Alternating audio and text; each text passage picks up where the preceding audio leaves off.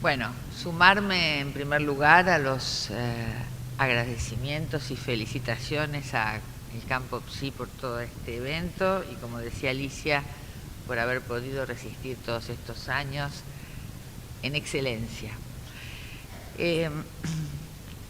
Bueno, tuvimos la suerte de poder llegar ayer para la magnífica mesa de ayer y a uno se le van agolpando recuerdos porque, bueno, por edad y por actividad, muchas de las cosas que allí se relataron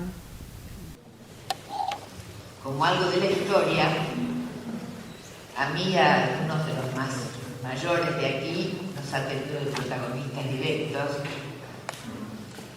Y claro, cuando uno convoca los recuerdos, estos no piden permiso, ¿no? Y la verdad que empecé a recordar las épocas en las que yo había venido a Rosario y por qué. Y cómo en esas épocas también iban quedando huellas que se van sumando, ¿no? Y recordaba dos momentos particularmente. Uno, cuando yo era estudiante y era una militante estudiantil, y entonces íbamos mucho, yo estaba en La Plata, íbamos mucho a Rosario y a Córdoba. Me acuerdo reuniones medio clandestinas organizando cosas que después fueron mi cordobazo. Me acuerdo de una lucha por la que hicimos muchas reuniones aquí en Rosario, que era, estoy hablando de la prehistoria total, pero vale la pena poner la mención, que fue una lucha de ingeniería química de Santa Fe en los 60, algunos dicen así. Y allí también unos encuentros de la psicología concreta. Yo también, cuando Duró vino a la Argentina, no podía creer que yo tuviera esos cuadernitos que había buscado y entonces, bueno, le hicimos la fotocopia correspondiente. Y me acuerdo que, bueno, allí estaba muy mal la garganta hoy, así que me van a disculpar.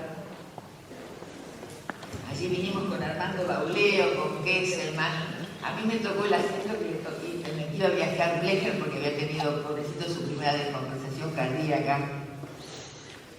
Y bueno, entre las militantes estudiantiles, este modo de pensar, de inventar un campo psi, porque fue inventado en esa época, pertenecíamos a aquellos grupos que articulaban todo el tiempo esta cuestión de lo social, lo político y una construcción de una profesión que estaba en ciernes, que todavía no se sabía qué era.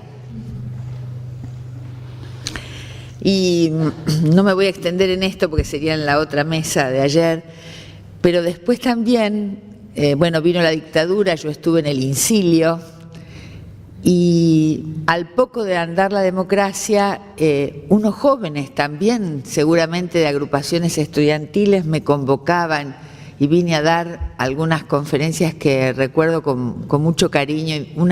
Y ahí conocí a unos chicos espléndidos de una revista La Oreja.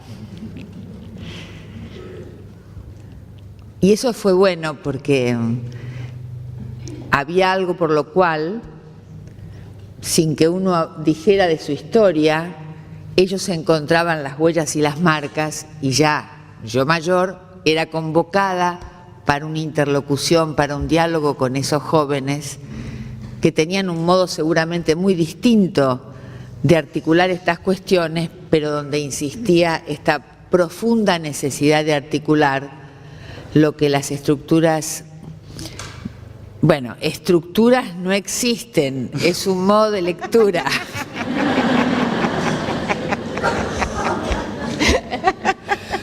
Lo que las estrategias biopolíticas de dominio, que tampoco existen, que es un modo de lectura, pero que las hay, ¿no? Bueno, de tanto chiste me olvidé de dónde iba, pero digo, ahí hay algo que insiste y que resiste inventando. Y esta es una noción sobre la que yo misma voy a insistir, que no hay posibilidad de resistencia sin invención. Y también ya en esta mesa de hoy, que aquí estamos, conocer recién a Horacio y escuchar que toma como articuladores conceptuales, como referentes teóricos, cosas que yo también uso, y entonces se me arma ahí una complicidad con él a quien no conocía. Bueno, con Alicia conozco su pensamiento y siempre es un inmenso placer escucharla, ¿no? Pero así que bueno, todas estas cuestiones confluyen tal vez en alguna de las cosas que traía para decir, y tal vez algunas vayan siendo cambiadas a lo largo de la exposición, porque uno es permeable a todo lo que va produciendo un creyendo de acumulación desde ayer hasta hoy, y está bueno que así sea. Yo tenía como dificultades con todas las palabras que estaban en este panel para ubicar. Daba por sentado que yo iba a tener que hablar de construcción de subjetividad, pero fíjense, dice construcción de subjetividad, subjetividad y neoliberalismo, mecanismos de dominación, el malestar en nuestra cultura. Y yo pensé que a veces, cuando solo podemos pensar en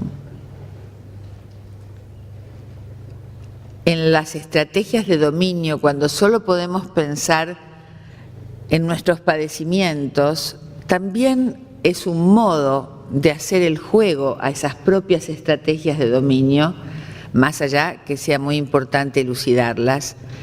Y creo que cuando digo esto es porque estoy muy atravesada por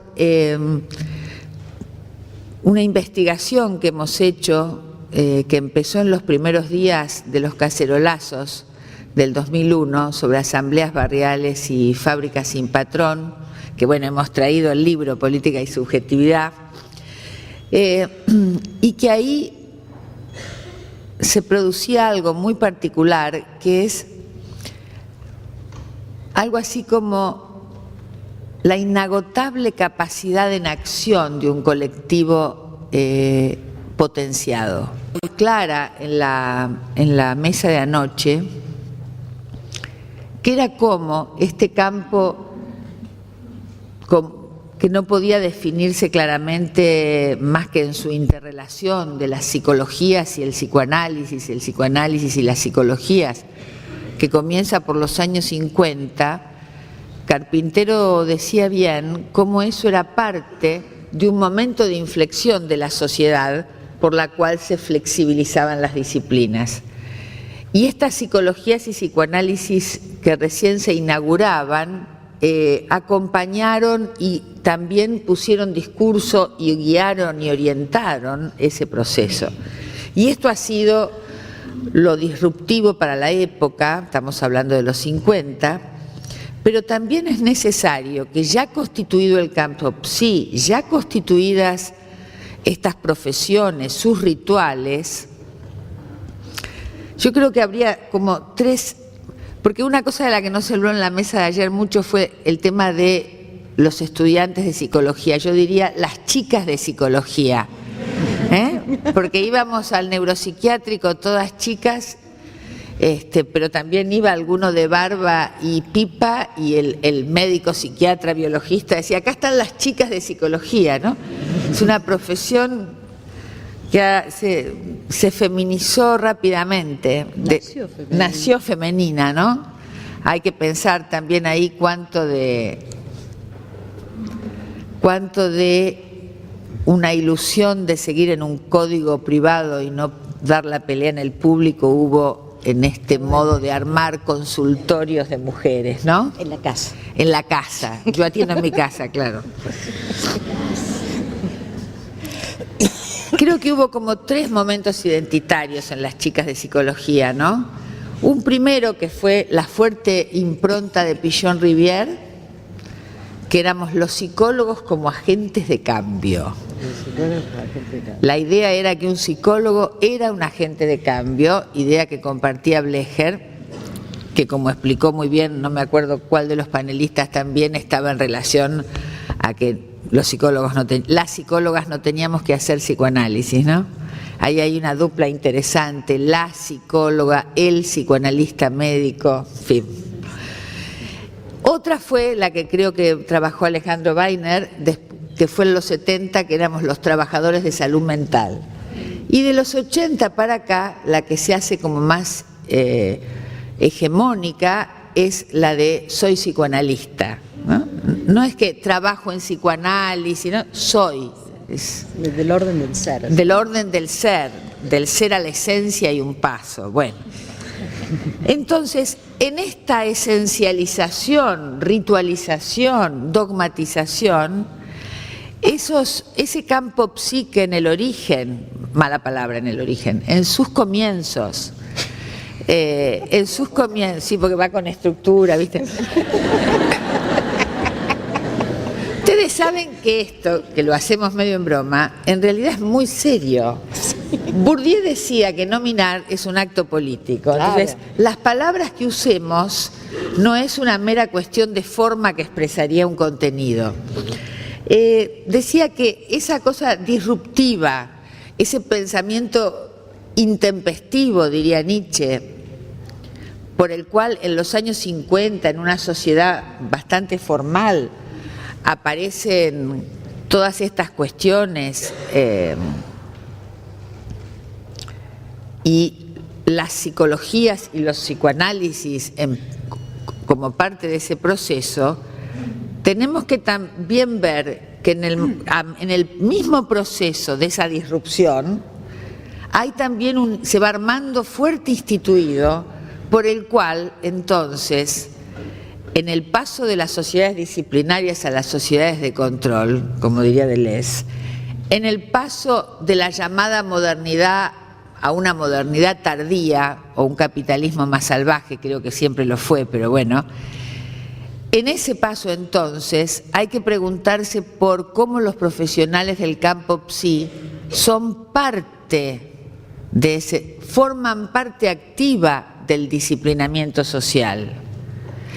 Cómo en 30 años de un campo de disrupción, muchas prácticas y muchas concepciones de trabajo y muchos modos de armar identidad profesional, en realidad participan en ese paso a sociedades más flexibles, en aquellos que no tienen que pelear contra la pobreza extrema, pero entonces forman parte de dispositivos de control social.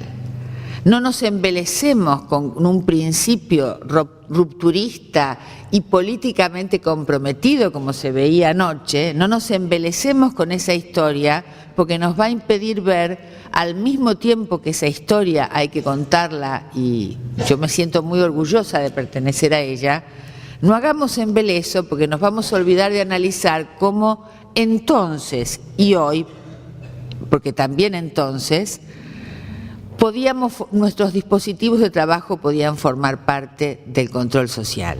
Y esto me parece que es un tema central y que muchas veces el encierro de consultorios y este modo femenino de encierro en algo de lo íntimo privado no permite ver cómo formamos parte de políticas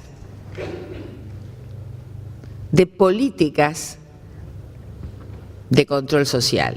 Y esto me parece que es un punto ético, político y teórico-conceptual que es necesario trabajar. Nosotros hemos trabajado en la Cátedra de Grupos en algunas investigaciones sobre grupos de vulnerabilidad social.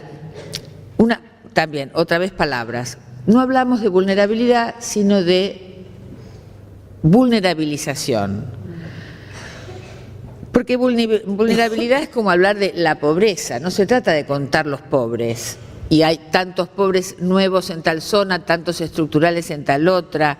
No se trata de contar la pobreza, no se trata de contar los problemas de las mujeres para tener perspectiva de género, no se trata de contar la vulnerabilidad, se trata de entender los dispositivos de poder por los cuales se vulnerabilizan grupos sociales. No se trata entonces de contar la pobreza, sino de entender los dispositivos económicos, políticos, sociales y de producción de subjetividad que hacen posible que este capitalismo sea cada vez más salvaje y los ricos sean cada vez más ricos y los pobres sean cada vez más pobres. Dicho esto, también hay que estar advertidos de cierto criterio progresista que solemos portar, por el cual los pobres son buenos. No se trata de la bondad de la víctima, porque si no disculpamos muchas cosas. Y en ese sentido me parece que necesitamos hablar de procesos de vulnerabilización, tratando de poner de manifiesto cómo estas estrategias biopolíticas a las que hacía mención Horacio, pequeña llamada al pie, muy interesante lo que planteabas en relación a los niños en el gobierno de la escuela, porque aún los proyectos más avanzados en relación a educación, como pueden ser los de los grupos indigenistas que resisten la educación moderna estatal eurocéntrica, y entonces plantean, o los de los sin tierra, que van planteando otros contenidos en la enseñanza. No están los niños en las niñas en el gobierno de la escuela, y es hasta qué punto los niños y las niñas no son sujetos de derecho, ¿no? Entonces me pareció muy interesante cómo asociabas la idea de autonomía no solo a los contenidos de la escuela, a los buenos contenidos, sino también a estos niños y niñas deliberando, a estos niños y niñas tomando decisiones. Yo voy a tomar algo de eso, y lo relacionabas con la cuestión de las pasiones espinosistas. Voy a tomar algo de eso si llego en relación a las fábricas sin patrón, ¿no? Entonces decía que junto a las estrategias ha habido, junto el vaciamiento neoliberal, no solo ha vaciado nuestras economías y nuestras instituciones. Nosotros escribimos un libro en el 99 que se llama Instituciones Estalladas, donde mostramos el vaciamiento de las instituciones públicas del Estado, y en realidad creo que nos quedamos cortos, ¿no? Con el correr de los años esto fue mucho peor. Decía, junto a las cuestiones que hacen a la precarización laboral, económica, institucional, junto a todos estos procesos que generaron las políticas neoliberales, se han producido verdaderas políticas de subjetivación funcionales a estos procesos. Me refiero a procesos casi de desmantelamiento psíquico, de destitución subjetiva, que también tenemos que abordarlos de modo tal que tengamos una profunda caución de método de no psicologizar lo social. Uno de los efectos no deseados del campo psi es una facilidad a psicologizar cuestiones que son sociales o políticas. Lo cual no quiere decir no pensar la dimensión subjetiva, pero pensar las dimensiones de producción de subjetividad en clave psicologizante. Se hablaba ayer del psicoanalismo, podemos hablar del psicologismo porque no es privativo solo del psicoanálisis. Pensar en clave de causa psíquica, lo que son complejos procesos sociohistóricos, económicos y políticos, es parte de eso que decía hace un ratito, que es formar parte de los dispositivos de control social. Y me parece que eso tiene una fuerte naturalización en muchos de nosotros, y esto es, entre otras cosas, porque aquel polo maravilloso de los 60 y los 70 no produjo hegemonía, sino que lo que produjo hegemonía en el campo psi, dictadura mediante, ha sido un modo muy particular de pensar la constitución subjetiva, de pensar la estructura del sujeto. Entonces van viendo cómo es una compleja danza de anillos enhebrados, ¿no? Entonces, tratando de no psicologizar esta cuestión, pero sí de puntuar algunas cuestiones de estos procesos de destitución, hay algo que tiene que ver con la imposibilidad de imaginar futuro, particularmente en los jóvenes. Hay algo que la crisis neoliberal presenta, no solo en los sectores que están peleando con la expulsión social, también en las capas medias empobrecidas, pero también en los sectores de abundancia, donde todo opera por lógica del instante. Fíjense ustedes que los jóvenes de sectores más marginales, por cuestiones muy complejas de la historia, no pueden articular su presente con una historia de pasado de luchas.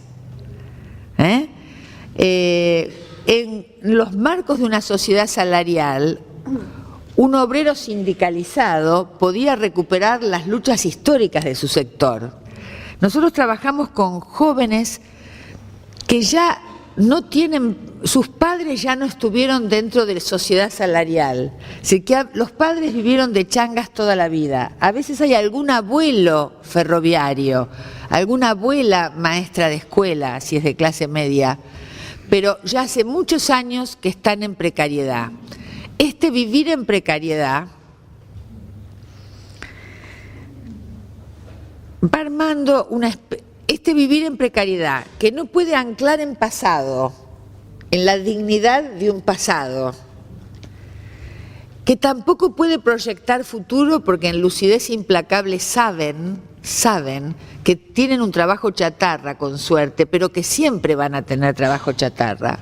Esta idea de construcción de políticas de subjetivación por la cual no hay anclaje en un pasado digno ni en un futuro esperanzador, produce verdaderos desmantelamientos psíquicos, donde una de las cosas más impactantes de este presente sin brújula es como un dejarse estar, sé igual, como decía Minguito, es un dejarse estar.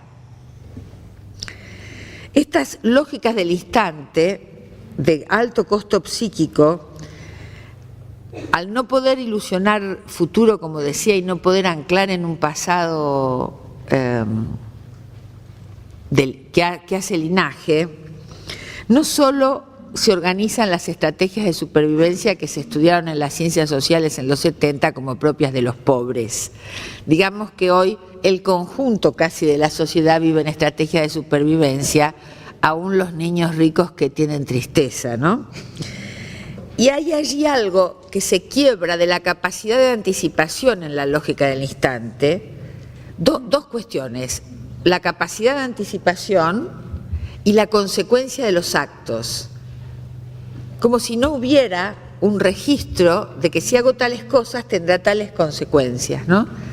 Esto se ve claro en Cromañón, en algunos intentos o logros de suicidio por sobredosis, donde nos veríamos en mucha dificultad de encontrar una intencionalidad inconsciente de acabar con la vida, ¿no? Es la dosis y ya. Entonces, junto a las estrategias económicas del desempleo y la precarización, estrategias biopolíticas de fragilización, políticas de subjetivación, y una tercera cuestión no menor es la barbarización de los lazos sociales, ¿no? Ese todos contra todos, pero no de naturaleza como quería Hobbes, para lo cual el Estado venía a resolver el asunto, sino que al revés, es un todos contra todos que producen las políticas de Estado. Claro. Esa es la competencia. Claro, pero en los tres casos la precarización económica, la fragilización subjetiva y la barbarización de los lazos sociales son parte de los mecanismos del control social en el paso de las llamadas sociedades disciplinarias a las sociedades de control. Lo que quiero decir es que en esta producción capitalista, en esta lógica del capital, en esta tensión mercado-democracias representativas que hoy va desapareciendo prácticamente como tensión, más allá de los últimos gestos del gobierno actual, en realidad es el mercado el que ha ganado este polo y entonces los estados, por lo menos en América Latina, muestran algo así como el vaciamiento feroz de un Estado que sea garante para todos. Entonces, hay ahí un proceso, yo diría que el capitalismo también es un modo de producción de soledades. Es un modo de producción de soledades que es funcional al modo de producción de la lógica capitalista. Y esa producción de soledades tiene, a mi criterio, dos aspectos fundamentales: el aislamiento de los otros, por un lado, pero también la desconexión de las propias potencias, y aquí voy a retomar lo planteado por Horacio y lo planteado por Alicia. Por algo insiste tanto Spinoza, hay frases de Spinoza que repetimos todos: nadie sabe lo que puede un cuerpo, pasiones tristes, pasiones alegres. ¿Qué nos dice Spinoza que otros no nos dijeron? Spinoza pone una idea, es un tema teórico, pero solo una frase, pone sobre el tapete, nos pone el instrumento para hacer una profunda revisión a la idea platónica, y retomo lo de Alicia, de un deseo pensado como carencia, y pone la idea de un deseo como fuerza y acción. Entonces, por eso 2x3 citamos a Spinoza, porque hay un instrumento psicoanalítico que tenemos que reconceptualizar, porque el deseo como carencia tampoco está en la realidad como la estructura. Hay una naturalización, una esencialización. Hay modos del deseo que operan por carencia. Deseo lo que me falta. Pero esta idea platónico-hegeliana ha quedado como un hecho de la naturaleza. Sí. Por lo cual se supone que el deseo es carencia. Entonces ahí, por eso Spinoza nos es tan joven hoy, porque nos da un instrumento a quienes nos interesa no psicologizar lo social, nos da un instrumento para pensar las potencias colectivas. Y acá me quiero detener particularmente en algo que yo vivo como un privilegio. El privilegio de haber estado tan cerca y que ellos me hayan permitido, a mí y a los equipos, estar tan cerca allí en las experiencias de las asambleas barriales y las fábricas recuperadas o fábricas sin patrón. Digo privilegio porque en muchos de nosotros que hemos participado de ese equipo hay un antes y un después de esa experiencia. Hay ahí una potencia de colectivos en acción, con todos los avatares, con todos los asedios que estas experiencias tienen, pero magnífico. Y además, ¿qué de importante? Muy brevemente, porque debo estar con el tiempo. 5 o 10 minutos. ¿5? Porque tenemos un panelista. ¿5? Sí. Bueno.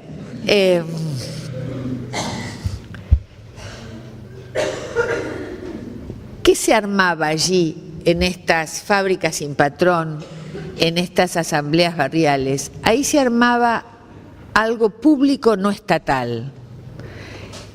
Son espacios social comunitarios, pero que son públicos, y se va armando otra condición de lo público no estatal, que es cómo ellos van construyendo lo común.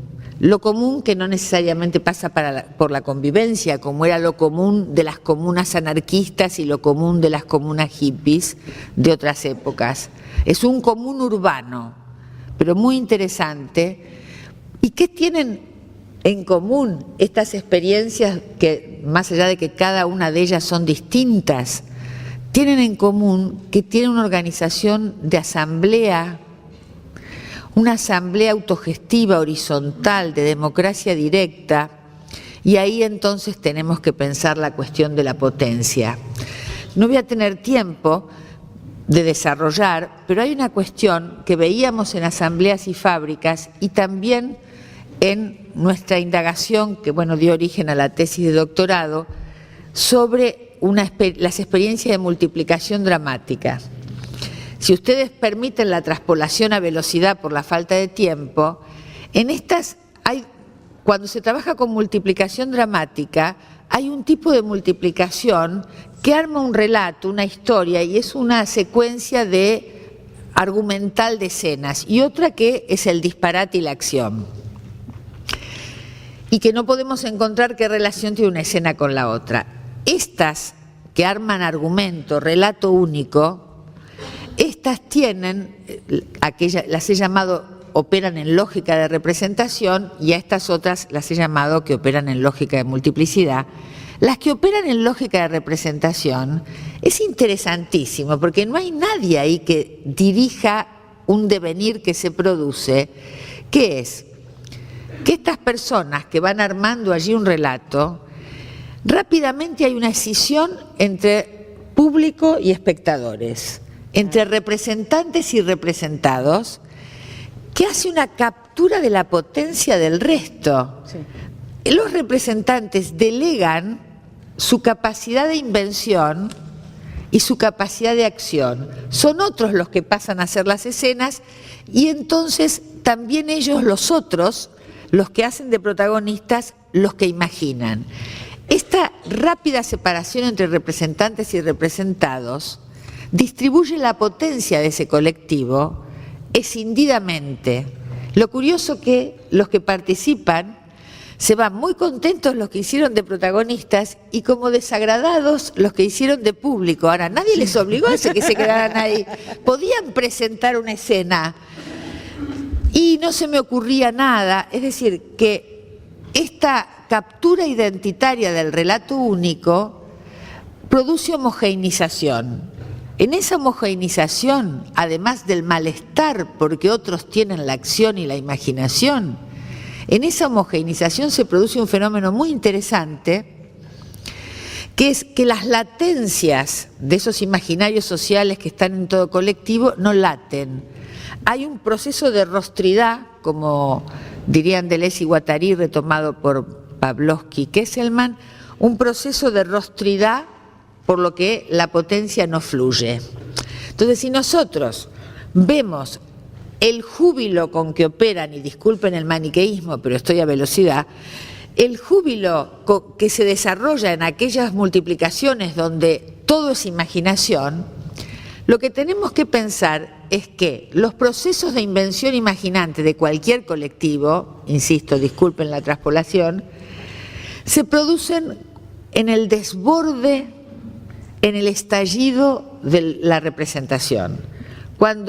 Y esto es interesante porque si una cosa caracteriza a Argentina, y tomo una idea de Sivecci, el uruguayo, Raúl Sivecci dice que la Argentina es un país que cada tanto ha tenido desbordes plebeyos al Estado. La Semana Trágica, el 45, el Cordobazo y el 2001, por supuesto. Estos desbordes plebeyos, me parece que justamente en el 2001 es donde más claramente estalla, desborda la representación, se clausura. Obviamente esto es momentáneo, no podemos quedar en estallido permanente, pero para que haya invención imaginante, para que haya potencia colectiva en un grupo, necesariamente tiene que haber esto, porque, y retomando lo que decía Horacio, ahí se produce, tiene que producirse un agenciamiento. Por agenciamiento entendemos la conexión de lo que estaba disyunto y la desconexión de lo que estaba unido. La desnaturalización de lo obvio, que son los puntos de mayor cristalización ideológica, tiene que producirse entonces para que sea posible que se desarme lo que era obvio y se arme otra cosa. Es necesario que se desborde los procesos de la representación. Estoy ya sin tiempo, pero una última cosita, voy a decir, de la invención de la fábrica sin patrón, que fue una invención productiva, y sigue siéndolo, pero también política, también legal y también subjetiva. Ninguna invención se hubiera podido hacer sin la combinación de todo eso. Y acá hay una fuerte relación entre autogestión y multiplicidad. Porque si hacen todo entre todos, necesariamente la lógica con la que funciona ese colectivo opera en multiplicidad, no puede operar en lógica de lo uno, que es otro de los grandes temas también en relación al debate, como traía Alicia, de la estructura.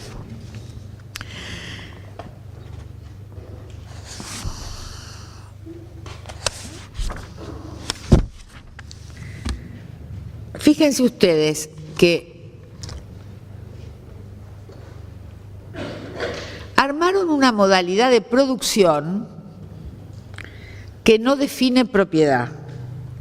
Armaron eficiencias reguladas por el compromiso compartido. Una de las ideas fuertes de la disciplina fabril es que esa disciplina férrea taylorista es para que la fábrica produzca con eficiencia y con competitividad. Lo primero que hicieron fue sacar los turnos, pusieron música, tomaban mate, comían todos juntos cuando terminaba la producción y la eficiencia no disminuyó.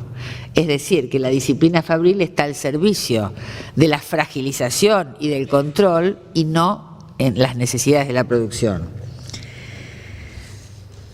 Al mismo tiempo, quiebran la idea del aislamiento del producto producido, en tanto todos forman parte del conjunto del circuito de la producción y la comercialización, con lo cual hay ahí una particular cuestión que tiene que ver con la alegría del trabajo y no con la alienación del trabajo de la explotación. Y a su vez van armando procesos donde cada una de las lógicas del capital, cada una de las certezas de las lógicas del capital, no es que caen, estamos hablando de experiencias minimales, no estamos hablando de que el capitalismo con la fábrica sin patrón ha terminado, ni que ahí está la receta antisistema, por favor, estamos hablando de experiencias muy pequeñas, minimales, pero que nos interesa indagar en qué lógicas pueden producir, se han hecho posibles, cómo han hecho estas personas, tanto en asambleas como en fábricas, para torcer un destino de expulsión social, cómo al borde del abismo se producen estas invenciones imaginantes de colectivos en acción. Y hay una cosa, para terminar, que me parece que es muy importante, o por lo menos a mí me ha resultado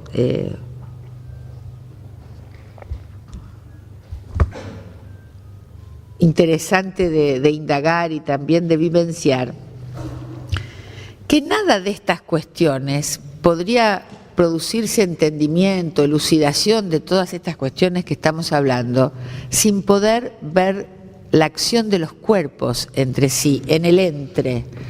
Y acá estamos para pensar cómo actúan los colectivos en potenciados. Tenemos todo el tiempo topes que nos puso la amalgama moderna. El tope de pensar que en la realidad existen sujetos y objetos y representaciones, el tope del deseo como carencia y el tope de suponer que el campo psi es un campo de lenguaje.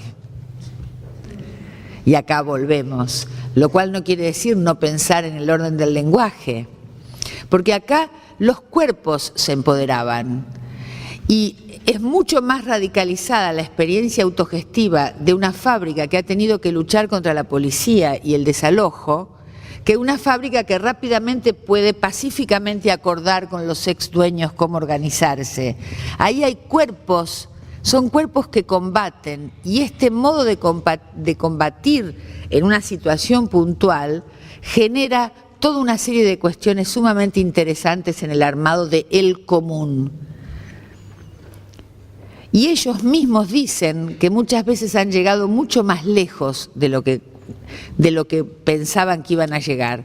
Entonces acá, para terminar, quiero decir que me parece que lo que podemos ver de estos colectivos es que corrieron, porque se discute mucho si son reformistas o revolucionarios, si la revolución por arriba, la revolución para abajo.